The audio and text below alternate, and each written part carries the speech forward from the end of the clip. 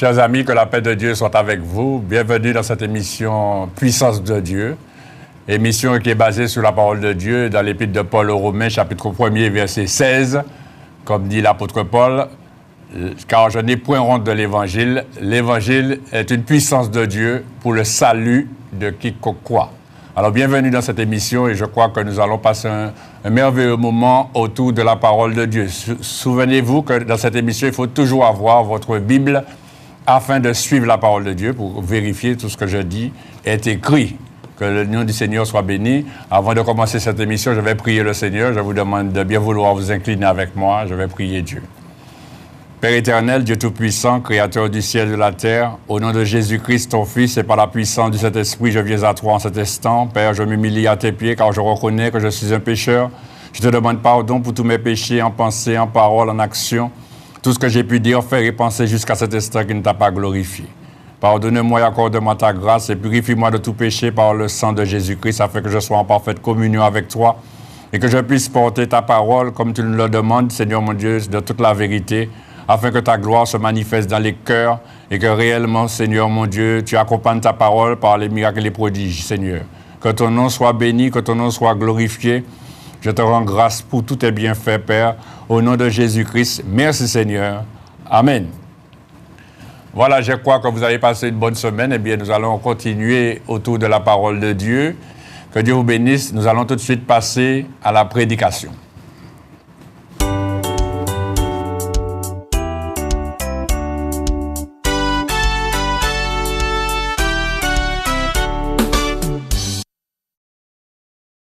Le Seigneur soit béni. Nous savons, chers amis, autour de la parole de Dieu, il faut avoir la foi pour pouvoir marcher selon la parole de Dieu. Alors, excusez-moi encore parce que j'ai le bruit dans mes oreilles. Merci.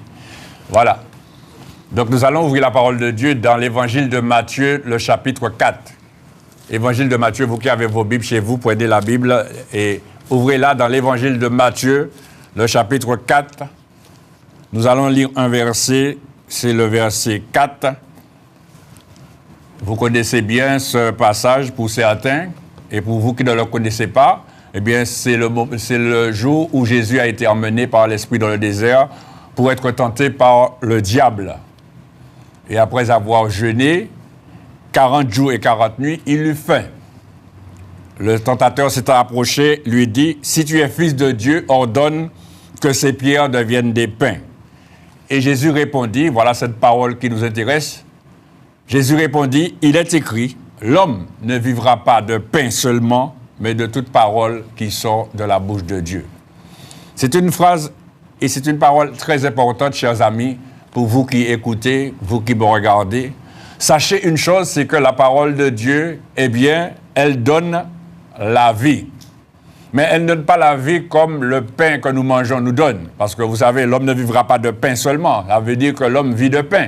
On mange du pain, on mange toutes sortes de mets délicats, de mets succulents. On peut manger du fruit à pain avec de l'alcool rouge, et du poulet grillé, des langoustes, etc.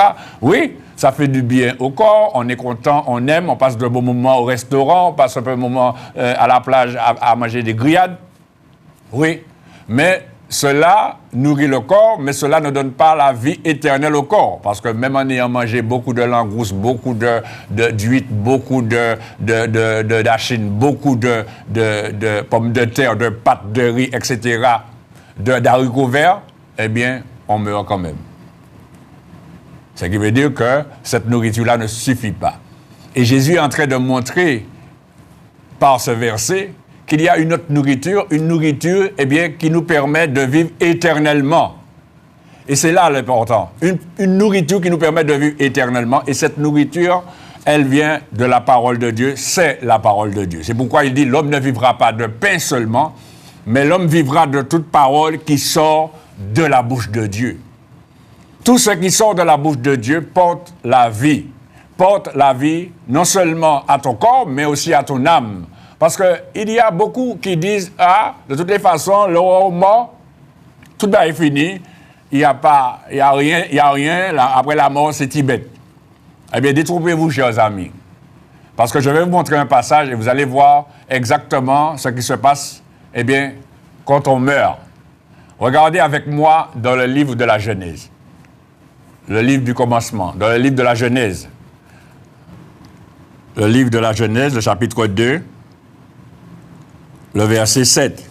La Bible nous dit, l'Éternel Dieu, alors le livre de la Genèse, chapitre 2, verset 7, l'Éternel Dieu forma l'homme de la poussière de la terre, il souffla dans ses narines un souffle de vie, et l'homme devint un être vivant. Donc nous voyons là, chers amis, que Dieu a créé l'homme, il forma l'homme de la poussière de la terre. Donc Dieu a formé l'homme de la poussière de la terre. Mais quand il a formé l'homme de la poussière de la terre, eh bien, qu'est-ce qui s'est passé? Qu'est-ce qui s'est passé? C'est que l'homme était là, couché, inerte, il n'avait pas de vie. Et c'est la même chose, chers amis, quand vous mourrez. Quand vous mourrez, votre corps est là, mais il n'y a pas de vie. Vous ne bougez pas, vous n'êtes pas animé, vous n'êtes pas vivant. Pourquoi? Parce que la vie s'est en allée. Et c'est pourquoi, là, nous voyons clairement que quand Dieu a créé l'homme, il a créé l'homme de la poussière de la terre, mais il lui manquait quelque chose. Ce qui lui manquait, c'était la vie. Et c'est là que la Bible nous dit, il souffla dans ses narines un souffle de vie. Il souffla dans ses narines un souffle de vie. Chacun de vous ici, là, vous tous là qui êtes là, qui regardez, vous avez un souffle de vie. J'ai un souffle de vie. Tu as un souffle de vie. Monsieur, madame, tu as un souffle de vie. Nous avons tous un souffle de vie que Dieu nous a donné lorsqu'il nous a créés. Chaque personne qui naît sur cette terre a un souffle de vie. Et c'est à ce moment-là, par ce souffle de vie, que nous avons reçu de Dieu, dès le commencement, depuis le commencement, et qui se perpétue jusqu'à aujourd'hui, eh bien, on devient un être vivant. Un être vivant. Il a dit un être vivant. Et c'est pour cela que nous sommes vivants, et en nous, il y a la vie. Mais cette vie-là, elle est éphémère quand elle demeure dans la chair. Pourquoi? Parce que la chair, à cause de la désobéissance d'Adam et d'Ève, puisque Dieu leur avait défendu de manger de l'arbre de la connaissance du bien et du mal. Et ils ont mangé, et le Seigneur leur avait dit que le jour où vous allez en manger, vous mourrez. Hein, c'est écrit dans ce chapitre, dans le livre de la Genèse, au début, quand Dieu a parlé à l'homme, Dieu lui a dit, le jour où tu en mangeras, eh bien, tu mourras. Et ce qui s'est passé, c'est qu'ils n'ont pas obéi à l'ordre de Dieu. C'est dans le chapitre 2. On peut le lire à partir du verset... on va aller au verset 8 pour mieux comprendre la suite de notre verset. Puis l'Éternel Dieu planta un jardin en Éden à côté de l'Orient, et il mit l'homme qu'il avait formé. L'Éternel Dieu fit pousser du sol des arbres de toute espèce, agréables à voir et bons à manger, et l'arbre de la vie au milieu du jardin, et l'arbre de la connaissance du bien et du mal. Un fleuve sortait d'Éden pour arroser le jardin, et de là il se divisait en 4 bras. Le nom du premier est Pichon, c'est celui qui entoure tout le pays de Havila où se trouve l'or. L'or de ce pays est pur, on y trouve aussi le bdellium et la pierre d'onyx. Le nom du second fleuve est Guillon, c'est celui qui entoure tout le pays de Couche. Le nom du troisième est Hidékel, c'est celui qui coule à l'orient de la Syrie. Le quatrième fleuve, c'est l'Euphrate. Verset 15. L'Éternel Dieu prit l'homme et le plaça dans le jardin d'Éden pour le cultiver et pour le garder. L'Éternel Dieu donna cet ordre. L'Éternel Dieu donna cet ordre à l'homme. Tu pourras manger de tous les arbres du jardin, mais tu ne mangeras pas de l'arbre de la connaissance du bien et du mal. Car le jour où tu en mangeras, tu mourras. Tu mourras. Et c'est ce qui s'est passé. Quand l'homme a été créé, il n'y avait pas de mort en lui, c'était la vie. Et quand il a désobéi à Dieu, l'homme et la femme ont désobéi à Dieu, eh bien, ils sont morts. Cette chair-là est morte. Ce corps-là que nous avons, eh bien, la vie éternelle a cessé dans ce corps-là. Et c'est pour cela que tous nous mourrons. Nous n'avons pas de vie éternelle dans ce corps-là. Et dans ce corps-là, il y a un être vivant. Un être vivant, eh bien, qui avait besoin, eh bien, d'avoir la vie éternelle, ça veut dire l'âme et l'esprit de l'homme. Nous avons en nous une âme et un esprit. C'est l'esprit de l'homme. Parce que quand nous avons été créés, nous avons reçu l'esprit de Dieu, mais entre-temps, à cause de la désobéissance de l'homme à la parole de Dieu, Dieu a retiré son esprit dans l'homme. Il reste que l'esprit de l'homme et l'âme de l'homme, et ici le corps qui a été souillé par le péché. Si vous voulez, je peux vous confirmer cela. Regardez dans le livre de la Genèse, chapitre 6, le livre de la Genèse, chapitre 6, la Bible nous dit au verset 1er, « Lorsque les hommes eurent commencé à se multiplier sur la face de la terre, et que des filles leur furent nées, les fils de Dieu virent que les filles des hommes étaient belles, et ils en prirent pour femmes parmi toutes celles qu'ils choisirent. » Et écoutez ce que l'Éternel dit. « Alors l'Éternel dit, « Mon esprit ne restera pas à toujours dans l'homme, car l'homme n'est que chair, et ses jours ne seront de 120 ans. » C'est là que l'Éternel a enlevé son esprit dans l'homme. Au départ, il était dans l'homme. Mais à cause du péché, à cause de la désobéissance, eh bien, Dieu a enlevé son esprit dans l'homme. Alors, qu'est-ce qui s'est passé à ce moment-là? Eh bien, les hommes qui parlaient de Dieu, ils étaient saisis par l'esprit de Dieu. Dieu les saisissait et puis ils parlaient au nom de Dieu. Et à ce moment, on commençait à offrir des sacrifices pour le péché, puisque le péché se multipliait de plus en plus, à un point qu'il y a eu le déluge, où Dieu a inondé la terre par l'eau, afin de juger les hommes, et d'assauver, eh bien, Noé et sa famille. Et après, Noé et sa famille ont continué à annoncer, eh bien, l'Éternel Dieu vivant, jusqu'à ce qu'il y ait eu plusieurs dispensations qui se sont passées. Il y a eu le gouvernement humain, il y a eu la promesse faite à Abraham, toutes les nations de la terre seront bénies en ta postérité. On ne va pas rentrer dans tous les détails, puisque je ne suis pas là pour ça. Ce n'est pas un enseignement que je vais faire, je suis en train de vous porter l'Évangile. Et après, il y a eu Moïse qui est venu afin de sauver le peuple d'Israël du pays d'Égypte, qui avait été esclave pendant 430 et quelques temps. Et à ce moment, chers amis, malgré toutes ces choses, le péché, eh bien, grandissait encore plus, le péché s'accroissait, et c'est ainsi que Dieu a dit non, il faut qu'il fasse quelque chose pour sauver l'homme de ses péchés. Il a fallu de sang pur, puisque le sang des animaux ne suffisait pas pour purifier l'homme de ses péchés. Il a fallu que Dieu envoie sa parole sur la terre. Et c'est pour cela que la Bible nous dit, dans l'évangile de Jean, regardez avec moi le chapitre 1er, dans l'évangile de Jean, le chapitre 1er, à partir du verset 1er, dans l'évangile de Jean, chapitre 1er, à partir du verset 1er, la Bible dit, « Au commencement était la parole, et la parole était avec Dieu, et la parole était Dieu. » Et nous le savons très bien, puisque dans le livre de la Genèse, vous tous qui avez un jour essayé de lire la Bible, vous avez commencé par le livre de la Genèse, vous voyez, c'est écrit, au commencement, Dieu créa les cieux et la terre. L'Esprit se mouvait au-dessus des eaux, et la Bible nous dit, Dieu dit que la lumière soit. Donc il y avait la parole au commencement.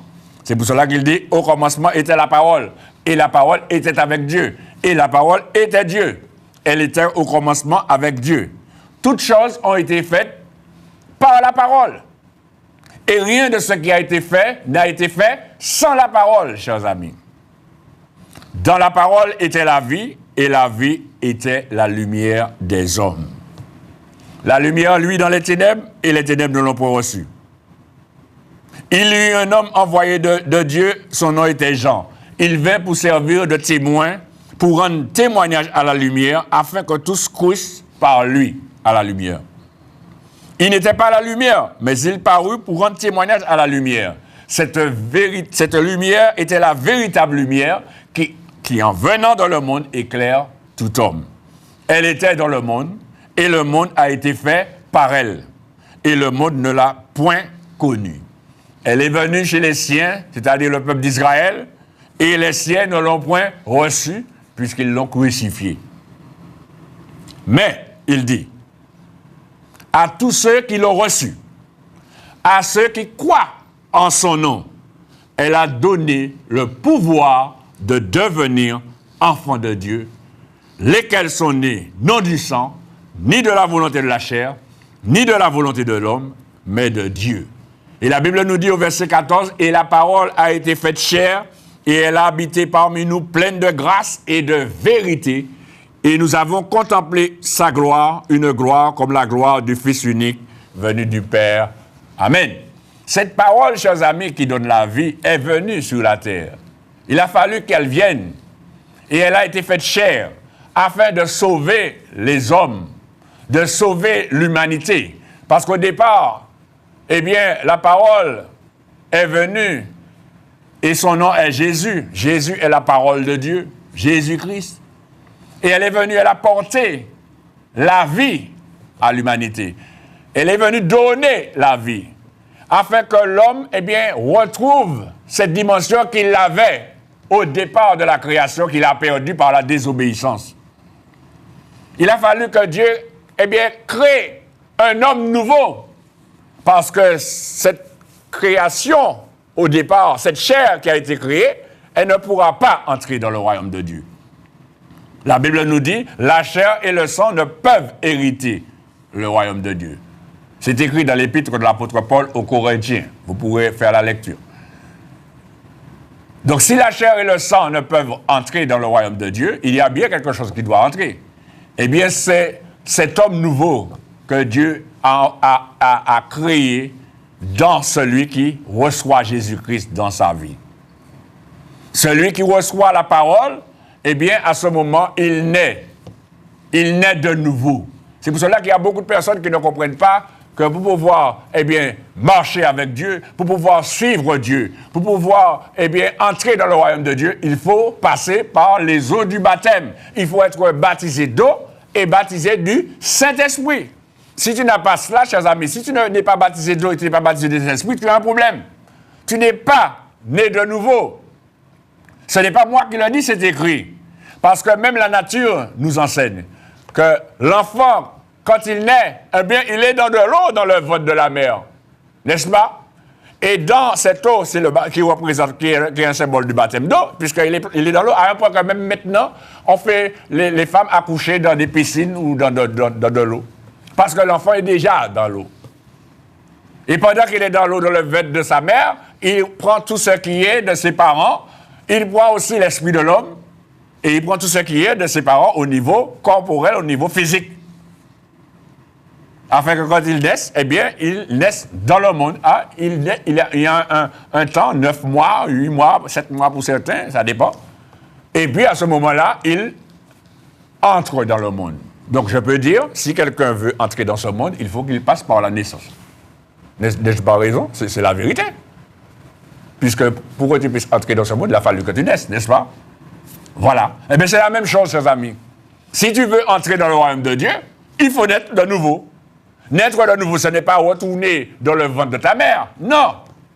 Naître de nouveau, c'est croire à la parole de Dieu. Recevoir cette parole de Dieu, recevoir Jésus-Christ dans ta vie. Naître de nouveau, c'est te faire baptiser d'eau et d'esprit.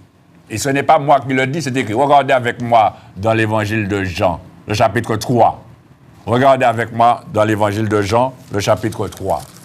Ce que Jésus dit à un homme qui était un docteur de la loi. Dans l'évangile de Jean, chapitre 3, à partir du verset 1er. Évangile de Jean, chapitre 3, à partir du verset 1er. La Bible nous dit, « Mais il y eut un homme d'entre les pharisiens nommé Nicodème, un chef des Juifs, qui vint, lui, auprès de Jésus de nuit et lui dit, « Rabbi, nous savons que tu es un docteur venu de Dieu, car personne ne peut faire ces miracles que tu fais si Dieu n'est avec lui. » Jésus lui répondit, « En vérité, et vous savez, chers amis, quand Jésus-Christ dit en vérité, ça veut dire qu'on ne peut pas passer outre. On ne peut pas faire autre chose. On ne peut pas faire ce qu'on veut. On est obligé de passer par là. On est obligé de faire cela. Ce qui veut dire que c'est indispensable, chers amis. Quand Jésus sermente comme ça, en vérité, Ça veut dire que tu ne peux pas faire autrement. Il faut le faire. Il dit, en vérité, je te le dis. Si un homme ne naît de nouveau, chers amis, il ne peut voir le royaume de Dieu. Ce n'est pas moi qui le dis, c'est écrit, chers amis. Vous avez la Bible comme moi-même. Si un homme ne naît d'eau et si un homme ne naît de nouveau, il ne peut voir le royaume de Dieu. Pas même chercher oui ou pas oui. Ou peut pas oui. Tu ne peux pas voir le royaume de Dieu si tu ne nais de nouveau. Il faut naître de nouveau pour voir le royaume de Dieu. Sans quoi tu vas chercher le royaume de Dieu partout, tu ne vas pas le voir parce que tu n'es pas né de nouveau. Alors, Nicodème, quand il a entendu ça, dans sa logique humaine, dans sa philosophie humaine, dans sa science humaine, dans ses raisonnements d'homme, comme tous les hommes raisonnent quand ils entendent cette parole, il a dit, pourtant il était docteur de la loi, un chef des Juifs, il dit, comment un homme peut-il naître quand il est vieux? Alors là, ça devient compliqué pour Nicodème, parce que Nicodème il est vieux et Jésus lui dit, il faut naître de nouveau. Alors il pense à ce moment que pour qu'il puisse naître de nouveau, il faut qu'il retourne en arrière. Il faut qu'il retourne dans le sein de sa mère. Et puis ressortir. Mais c'est pas cela, chers amis. Il dit, comment un homme peut-il naître quand il est vieux? Peut-il rentrer dans le sein de sa mère et naître? Et Jésus lui répondit, et Jésus sermonte à nouveau. Il lui donne le détail à ce moment. Jésus lui donne le détail de la nouvelle naissance. Comme Jésus aujourd'hui te donne le détail de la nouvelle naissance, monsieur. Toi qui me regardes, tu parles de Dieu, tu dis que tu crois en Dieu, tu dis que tu as parfois même quoi, vous parlez de bon Dieu, passez où? Oui, tu dis de belles paroles, mais tu dis que tu as foi en Dieu et tu n'es jamais né de nouveau. Il dit là, Jésus dit, en vérité, je te le dis, si un homme ne naît d'eau et d'esprit, naître d'eau, c'est le baptême d'eau. Naître d'esprit, c'est le baptême du Saint-Esprit. Il dit, si un homme ne naît d'eau et d'esprit, il ne peut entrer dans le royaume de Dieu. Pas chercher à entrer à sous-côté, à gauche, pas nil. En celle la porte qui n'est. Et la seule porte, c'est Jésus. Tu ne peux pas passer outre. En vérité, Jésus t'a dit, si tu ne nais d'eau et d'esprit, tu ne peux pas entrer. Tu es dehors, mon ami. Tu crois que tu es dans quelque chose et tu n'es dans rien. Ce n'est pas parce qu'on parle de Dieu qu'on est avec Dieu. Mais pour pouvoir déjà être avec Dieu, il faut obéir à cette parole. Il faut naître dans le royaume de Dieu.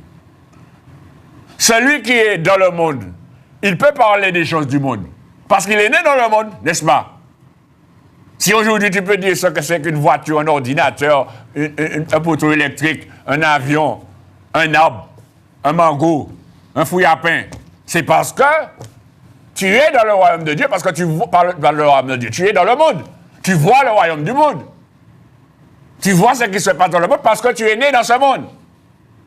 Alors comment peux-tu voir ce qui se passe dans le royaume de Dieu?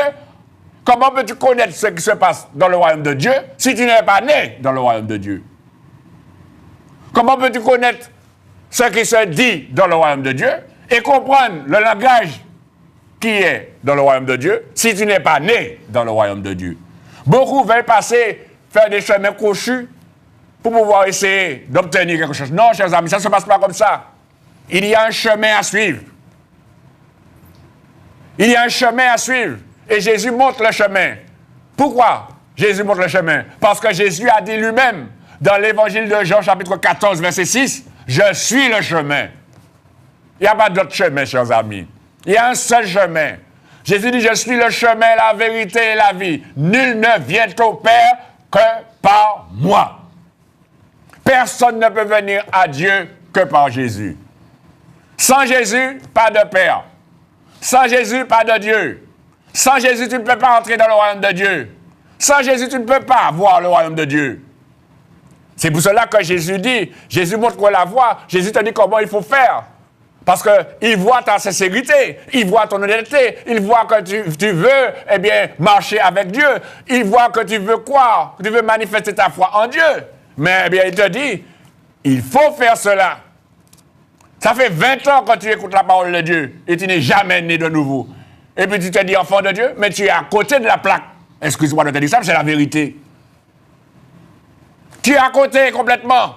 Parce que là, cette parole-là, qu'est-ce que tu fais avec cette parole-là? Si un homme ne naît d'eau et d'esprit, il ne peut entrer dans le royaume de Dieu. Vous croyez que c'est moi qui le dis?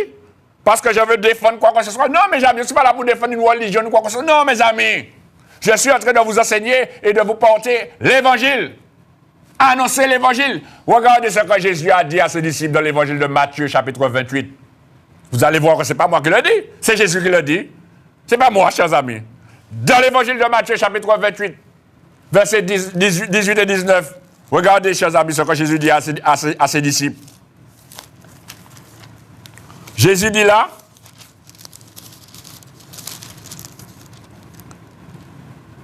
évangile de Matthieu, chapitre 28, verset 19, Jésus a dit, on peut lire à partir du verset 18, Jésus s'étant approché, leur parla ainsi. Tout pouvoir m'a été donné dans le ciel et sur la terre. Et Jésus dit au verset 19, allez, faites de toutes les nations des disciples. De quelle manière, chers amis? Regardez ce qui est écrit. Les baptisant au nom du Père, du Fils et du Saint-Esprit. Et enseignez-leur à observer tout ce que je vous ai prescrit. C'est Jésus qui le dit. Il a envoyé les disciples et il a dit, allez, faites de toutes les nations des disciples, les baptisant. Baptême d'eau. Et aujourd'hui, tu dis que tu es enfant de Dieu. Et tu n'as jamais été baptisé. Tu dis que tu crois en Dieu et tu n'as jamais été baptisé. Vous savez, on peut dire beaucoup de belles paroles. Mais c'est pas, Dieu n'a pas besoin de belles paroles, chers amis. Dieu a besoin de belles actions. Il te demande simplement, et quand Jésus parlait à Nicodème, Nicodème qui lisait la loi, tout cela, ne savait pas qu'il fallait naître de nouveau. Il ne connaissait pas le baptême. C'est pour cela que Dieu a envoyé Jean-Baptiste afin de leur montrer le chemin. Mais mes amis, le baptême a été montré de plusieurs manières avant que Jésus-Christ vienne. Quand vous regardez quand Dieu a envoyé le déluge, eh bien, c'était une représentation du baptême. Il y a eu de personnes qui ont été sauvées à travers l'eau. Et c'est ça que l'apôtre Pierre dit. Cette eau était une figure du baptême, qui n'est pas la purification des souillures du corps, mais l'engagement d'une bonne conscience envers Dieu, et qui maintenant vous sauve. C'est pour cela que Jésus dit dans l'évangile de Marc, chapitre 16, verset 15, « Allez par tout le monde, prêchez la bonne nouvelle à toute la création. Celui qui croira et qui sera baptisé sera sauvé.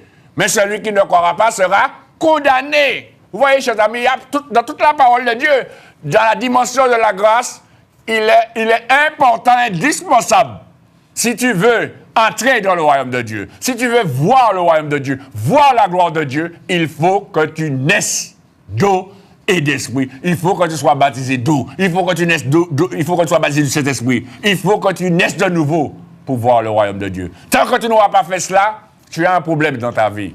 Pas de vie éternelle pour toi. Pas de vie éternelle.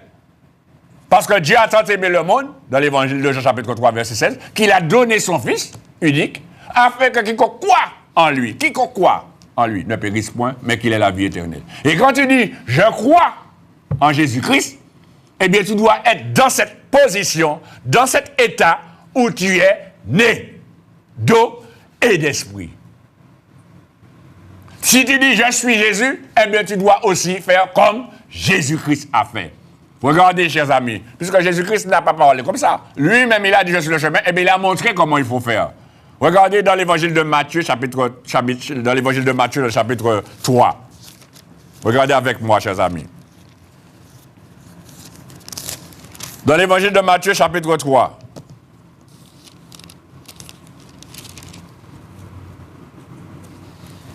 Et le verset 13. Évangile de Matthieu, chapitre 3, verset 13. La Bible nous dit, alors, dans l'évangile de Matthieu, je vous donne le temps de trouver. Évangile de Matthieu, chapitre 3, le verset 13. Si vous n'avez pas le temps de trouver, vous prenez les références et puis vous regardez après, vous allez lire après. Mais Évangile de Matthieu, chapitre 3, verset 13. À partir du verset 13. La Bible nous dit, alors, Jésus vint de la Galilée au Jourdain vers Jean pour être baptisé par lui. Vous voyez Jésus qui est sorti du ciel. Parce que Jésus est sorti du ciel, chers amis. Il est sorti du ciel et il a dit que personne n'est monté au ciel si ce n'est celui qui est descendu du ciel, le Fils de l'homme qui est dans le ciel, Jésus-Christ.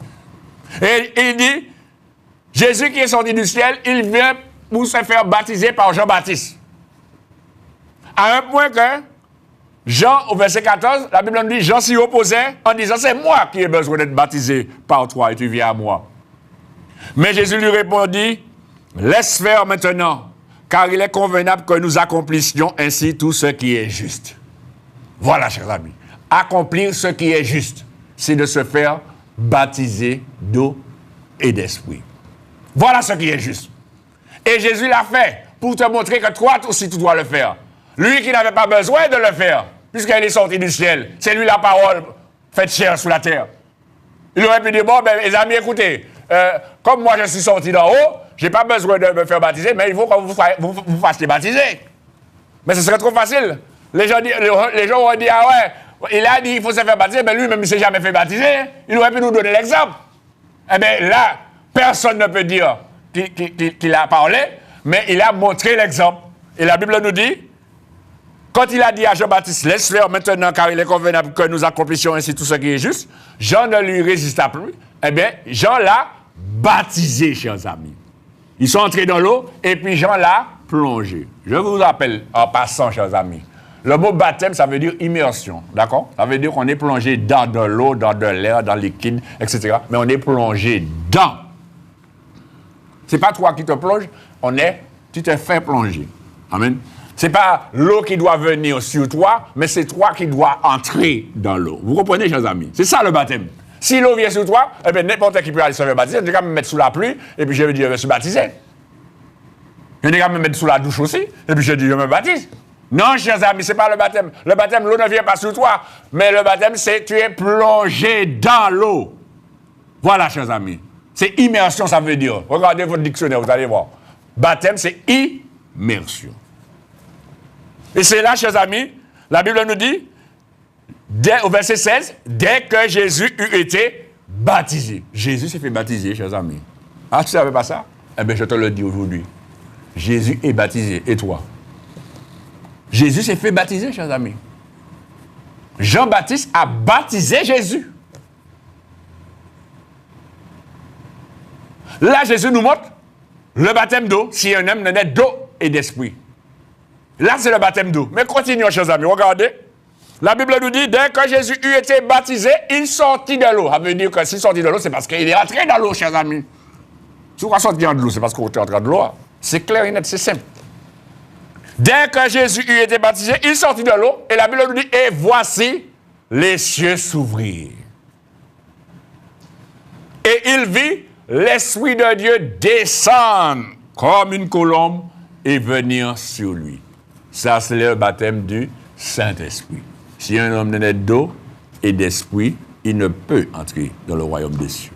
Et vous voyez, chers amis, quand celui qui se fait baptiser, qui obéit à la parole de Dieu, cela déclenche, c'est une clé, chers amis, qui ouvre les cieux. Ça veut dire que si les cieux s'ouvrirent, ça veut dire que les cieux étaient fermés, chers amis. Tant que tu n'es pas né de nouveau, les cieux sont fermés sur toi, monsieur. Les cieux sont fermés sur toi, madame. Tant que tu n'es pas né de nouveau, les cieux sont fermés. Tu ne peux rien recevoir de la gloire de Dieu. Tu ne peux rien recevoir de l'intérieur du royaume de Dieu. Tu ne recevras que ce que Dieu a installé dès le commencement, la bénédiction de tout le monde. Il fait pleuvoir sur les bons comme sur les méchants. Il fait pleuvoir sur les justes comme sur les injustes. Cette bénédiction-là, c'est la bénédiction de tout le monde. Mais quand il s'agit des choses de l'intérieur du royaume de Dieu, non, non, non. Il faut naître de nouveau pour bénéficier des choses du royaume de Dieu. Il faut naître de nouveau pour voir la gloire de Dieu dans ta vie. Il faut naître de nouveau pour que les cieux s'ouvrent. Et vous savez, chers amis, quand les cieux s'ouvrent, ce n'est pas pour s'ouvrir comme ça, mais c'est pour faire descendre la bénédiction et la gloire de Dieu sur toi. Et c'est ainsi que Jésus l'a démontré, puisqu'il est le chemin. Il a montré le chemin à faire, madame, monsieur, le chemin que tu dois faire, jeune homme, jeune fille, toi qui m'écoutes, toi qui es là, il t'a montré le chemin pour que tu puisses faire pareil que lui. Aller te faire baptiser, non pas parce qu'il faut te faire baptiser, mais il faut te faire baptiser parce que tu crois à la parole de Dieu. Comme nous l'avons vu, l'homme ne vivra pas de paix seulement, mais de toute parole qui sort de la bouche de Dieu. C'est parce que tu crois à la parole de Dieu, tu crois que Jésus-Christ, effectivement, est le Fils de Dieu, que Jésus-Christ est venu sur la terre, et que Jésus-Christ a donné sa vie pour toi. À ce moment, tu crois à la parole de Dieu, tu crois que la parole de Dieu, c'est la vérité. À ce moment, comme tu crois, tu obéis à cette parole en obéissant à ce que Jésus-Christ t'a demandé. Et comme Jésus-Christ a dit la première chose qu'il faut faire, parce que vous voyez, chers amis, Jésus-Christ n'a rien fait avant d'être baptisé. Hein? Il n'est pas allé prêcher, il n'a pas guéri les malades, il n'a rien fait. La première chose qu'il a faite, il est allé se faire baptiser. Il a reçu le baptême d'eau, il a reçu aussi le baptême du Saint-Esprit. Et là, il était en condition pour pouvoir servir Dieu. Et c'est à ce moment-là, la Bible nous dit, quand vous lisez le passage, dès lors, Jésus commença à prêcher et à dire, repentez-vous car le royaume des cieux est proche. Regardez, chers amis, il dit, et voici, verset 18, verset 16, et voici les cieux s'ouvrir, et il vit l'Esprit de Dieu descendre comme une colombe sur lui, et voici une voix fit entendre des cieux ces paroles, celui-ci est mon Fils bien-aimé en qui j'ai mis toute mon affection. C'est à ce moment-là, chers amis, que Dieu, devant tous, reconnaît, devant tous les démons, tous les anges, tous ceux qui existent, les hommes, toute l'humanité, Dieu reconnaît Jésus-Christ comme son Fils. Amen. Et c'est pareil pour toi. Quand tu vas naître de nouveau, tu vas naître d'eau et d'esprit, eh bien, tous te reconnaîtront comme un enfant de Dieu. Dieu te reconnaîtra comme son enfant. Et il fera à tous savoir que tu es son enfant. Mais tant que tu n'as pas fait cela, tu n'es pas un enfant de Dieu. Tu es une créature de Dieu. Et tu as besoin de devenir un enfant de Dieu. Pourquoi? Parce qu'il faut qu'il y ait un homme nouveau qui naisse en toi. C'est pour cela que la Bible dit dans la deuxième épître de Paul aux Corinthiens, marquez-le, le chapitre 5, le verset 17, marquez la référence. Deuxième épître de Paul aux Corinthiens, chapitre 5, verset 17, la Bible dit, si quelqu'un est en Christ, il est une nouvelle créature. Ou pour d'autres même, une nouvelle création. Si quelqu'un est en Christ, il est une nouvelle créature. S'il est une nouvelle créature, qu'est-ce que cette créature-là, là? Parce que ça veut dire qu'il y a une autre créature. Eh bien, l'autre créature est née avec la nouvelle naissance. Quand tu te fais baptiser d'eau et d'esprit, à ce moment, en toi, il y a un être spirituel qui naît, qui est créé. Et cet être spirituel, on va le dire comme un bébé spirituel, il a besoin du lait spirituel pour grandir en toi et pour qu'il puisse se développer, s'épanouir, il a besoin de se nourrir de la parole de Dieu. Et cet être spirituel qui est né en toi par la nouvelle naissance, eh bien, cet être spirituel, eh bien, tant que tu lui donnes la parole, il va manger et il va grandir en toi. Et c'est lui qui va te mener à la vie éternelle. Par la foi en Jésus-Christ. Mais si tu ne fais pas cela, eh bien, tu périras. Parce que déjà au départ, avant d'être nés de nouveau, nous sommes déjà morts. Il y a beaucoup qui sont morts, mais qui sont vivants physiquement, mais qui sont déjà morts spirituellement, chers amis. Si tu meurs là aujourd'hui et que tu n'es pas né de nouveau, eh bien, sache que ce n'est pas dans le royaume des cieux que tu iras. Sauf si à la dernière minute, tu as dit, Seigneur, je te demande pardon, je reconnais, je crois en toi, je crois en Jésus-Christ. À ce moment, Dieu te fait grâce, puisque c'est la dispensation de la grâce. Il peut te faire grâce comme il a fait grâce au brigand sous la croix, qui n'avait pas la possibilité de se baptiser. Il n'avait pas la possibilité de descendre de la croix. Mais toi, aujourd'hui, qui me regarde, tu as 2 jambes, tu peux marcher, tu peux le faire. Et c'est pour cela qu'il a dit à Nicodème, il n'a pas regardé que Nicodème était vieux, en lui disant, ah, vous êtes trop vieux, pas besoin de se battre, ça c'est la jeunesse. Ou bien, comme les grandes personnes disent, ça c'est la jeunesse, qui c'est ça, la jeunesse, mais trop vieux pour ça. Ou bien les jeunes disent, ça c'est la vieillesse. Alors, il y a une cas vrai l'autre. La jeunesse qui dit, ça c'est la vieillesse, et la vieillesse qui dit, ça c'est la jeunesse. Alors, non, chers amis, il n'y a pas histoire de jeunesse ni de vieillesse. Nicodème était vieux, eh bien, il n'est pas trop tard pour entrer dans le royaume de Dieu. Il n'est pas trop tard pour te repentir et te faire baptiser pour le pardon de tes péchés, pour entrer dans le royaume de Dieu. Il faut que tu sois né d'eau et d'esprit. Jésus l'a fait, c'est pour que tu puisses le faire. Alors comprends cela et Dieu se glorifiera dans ta vie. Amen.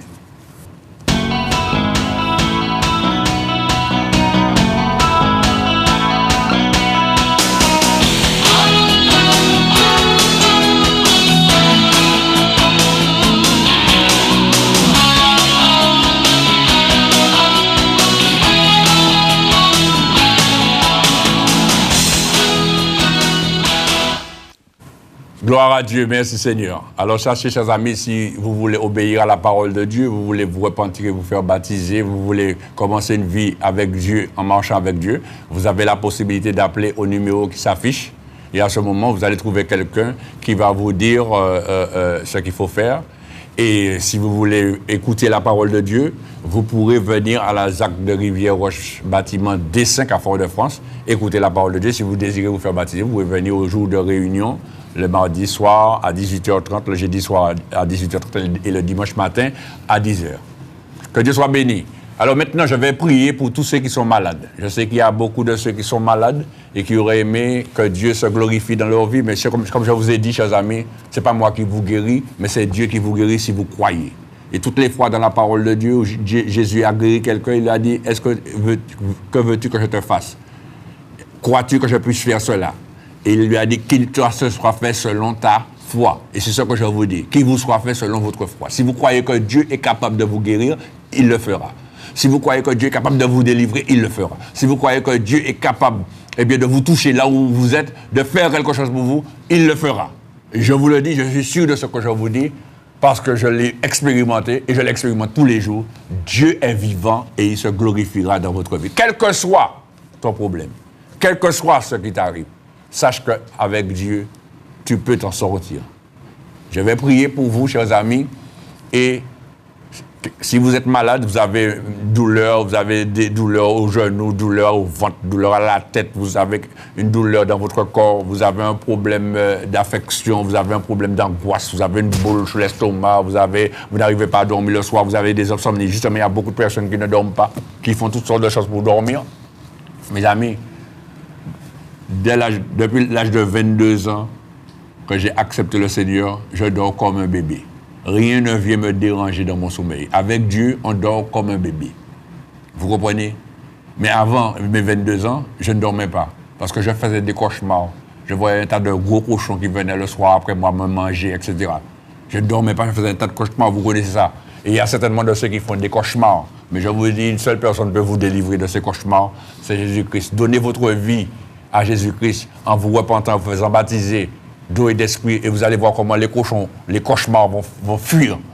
Vous allez dormir en paix. Jésus-Christ donne la paix. Donc, quel que soit ce que vous avez, je vais vous demander, là où vous avez mal, simplement de poser la main là où vous avez mal. Là où vous avez le mal. Si vous avez mal à la tête, vous posez votre main sur votre tête. Si vous avez mal à l'épaule, vous posez votre main sur votre corps. Quel que soit l'endroit. Si vous avez mal dans votre corps, vous posez votre main sur votre corps. Dieu sait que ce que vous avez, et je vais prier pour vous. Simplement, je vais vous demander de répéter cette prière avec moi. Vous qui êtes là, mettez-vous en communion. Ne vous laissez pas déranger pendant ce moment. Si vous êtes chez vous, vous êtes dans votre voiture, garez votre voiture. Quel que soit là où vous êtes, si vous êtes chez vous, fermez la porte, parce que vous avez au moment de la prière toujours un téléphone qui sonne. Si vous avez quelque chose sur le feu, éteignez le feu, puisque pendant la prière, quand il l'eau débrûlée, ça peut déranger, ça peut empêcher et recevoir bénédiction. Fais en sorte de ne pas être dérangé pendant ce moment, pour que tu sois vraiment concentré sur ce que tu fais, pour prendre toute la bénédiction qu'il y a à prendre pour toi. D'accord? Qui que tu sois, le Seigneur est capable de te toucher parce que le Seigneur te voit là où tu es. Amen. Donc, je vais prier avec vous maintenant. Je vais prier. Vous allez répéter cette prière avec moi et je vais après prier pour vous. J'espère que vous avez compris. Je répète, je vais vous faire prier. Je vais prier. Vous allez répéter la prière après moi. Et après, je vais prier pour vous. Amen. Gloire à Dieu. Merci Seigneur. Alors, prions le Seigneur.